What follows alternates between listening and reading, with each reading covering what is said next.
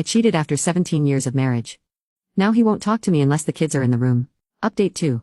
The husband who used to notice every new outfit, every haircut, now looks through me as if I'm not even there. Last week, I found paperwork in his desk drawer, financial planning documents, information about apartments in the city near his office, a consultation receipt from a divorce attorney dated just a few weeks after he discovered the affair.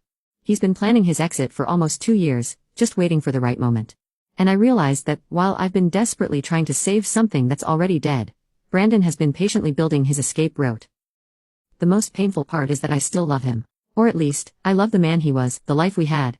I miss the comfort of his arms around me at night, the sound of his laugh, the way he used to look at me like I was his whole world. I threw it all away for what?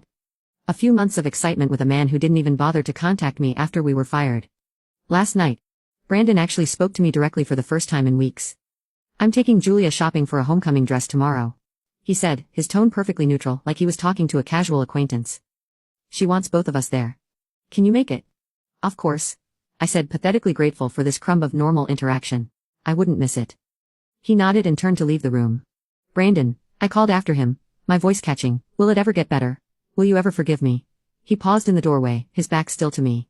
For a moment, I thought he might not answer. "I've already forgiven you, Courtney," he said finally, his voice soft but clear. "I had to, for my own peace. But forgiveness doesn't mean forgetting, and it doesn't mean staying." He left without looking back, leaving me alone with the truth I've been avoiding. My marriage is over.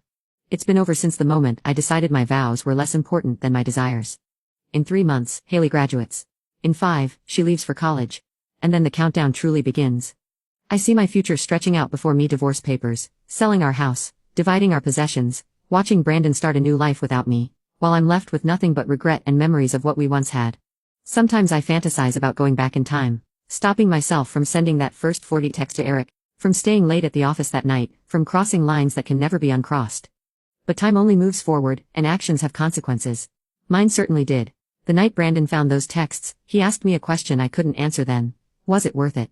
2 years later, as I lay alone in our king-sized bed while he sleeps in the guest room, I finally have my answer. Nothing could be worth this hollowness, this slow motion collapse of everything I once held dear. I made my choice, and now I'm living with it. Every day, I watch my husband pretend to still be my husband while planning his escape. Every night, I go to sleep knowing I destroyed something precious that can never be rebuilt. And the worst part, I have no one to blame but myself, though God knows I've tried to distribute that blame elsewhere: to Brandon for being too predictable, to Eric for pursuing me, to my job for the stressful environment that pushed me toward bad decisions. The truth is simpler and harder to face. I was selfish. I wanted excitement without consequences. I thought I could have everything: the stability of my marriage and the thrill of an affair. Instead, I ended up with nothing but a countdown to the day Brandon finally walks away for good.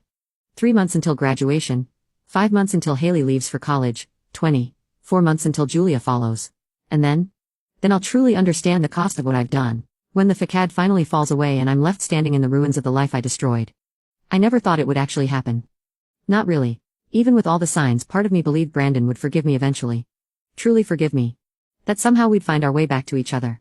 But last week, Haley graduated. We sat side by side in the audience, clapping and cheering as she walked across the stage in her cap and gown. Brandon's parents were there, my parents too. All of us playing our parts in this happy family parade. After the ceremony, as we posed for pictures, Brandon's arm around my shoulder felt like a stranger's.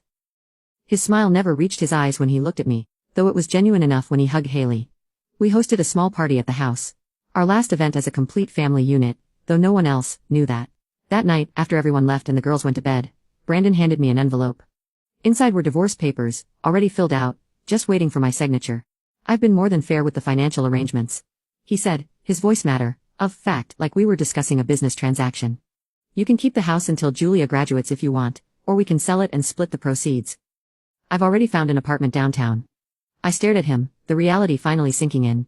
"You're really doing this? After all this time you're still leaving?" "I told you I would," he replied, no anger in his voice, just certainty. "I stayed for the girls. Haley's an adult now. Julia will understand. You don't have to do this," I whispered, tears welling up. "We can still work it out. People recover from affairs all the time." Brandon looked at me with something almost like pity. "This isn't about the affair anymore, Courtney. It's about the fact that I don't trust you. I don't even know you. The woman I married wouldn't have done what you did, and she certainly wouldn't have suggested I sleep with other women to make things even. This marriage has been over for 2 years. I've just been waiting for the right time to make it official." He moved out the next day, while Julia was at a friend's house, took only what he needed for his new apartment, Said we could figure out the rest later. When Julia came home and found out, she was devastated, blamed me immediately, somehow knowing instinctively that whatever had happened was my fault. Brandon never told her about the affair, kept his promise on that. But she's 16, not stupid. She's barely spoken to me since. Within weeks, the news of our separation spread through our social circle. I tried to control the narrative, suggesting we'd just grown apart. But then came the final part. Brandon started dating. Not casually, not playing the field like I expected, but seriously dating one woman. Someone from his office, I later found out, Rebecca. Even her name sounds wholesome and trustworthy. The first time I saw them together was at a restaurant downtown. I was having lunch with a friend when they walked in. Hand in hand, Brandon looked happy, genuinely happy, in a way I hadn't seen in years. My friend noticed them too, then glanced at me with pity. "Did you know?" she asked. I shook my head, unable to speak past the lump in my throat. After that, the story began to shift. People stopped inviting me to gatherings where Brandon would be present. Friends we'd had for years slowly drifted toward him. Even my own parents, who'd initially been supportive, started making comments about second chances, and how Brandon seems to be doing well after meeting Rebecca at Julia's tennis match. 8 months after moving out, Brandon proposed to Rebecca. Julia told me, her voice a mix of excitement and accusation. "Dade's getting married again."